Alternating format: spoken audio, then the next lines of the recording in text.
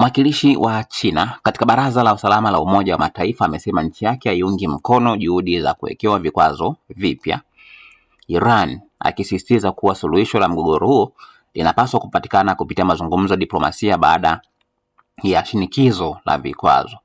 Akizungumza wakati wa mjadala wa Baraza la Usalama, mwakilishi huyo amesema kuwa jumuiya ya kimataifa haiwezi kuendelea kujadili vikwazo dhidi ya Iran huku juhudi za mazungumzo zikikwamishwa mara kwa mara. Hatupo mbali na Urusi na huo ndio msimamo wetu. Hatuwezi kuja hapa kila siku kujadili vikwazo dhidi ya Iran. Ni mara ngapi Iran imeitwa kwenye mazungumzo ya maridhiano? Halafu katika mchakato huo kunatokea mashambulizi. Mnatarajia Iran ifanye nini? Ni mara ngapi Iran imeonyesha ushirikiano? Leo tunakuja hapa kujadili vikwazo dhidi ya Iran. Sisi kura yetu ni hapana, alisema mwakilishi huyo. Kauli hiyo inaonyesha msimamo wa China wa kuendelea kupinga hatua za kuongeza shinikizo dhidi ya Tehran na badala yake kusisitiza umuhimu wa mazungumzo ya diplomasia ili kupunguza mvutano ambao unaendelea katika Mashariki ya Kati.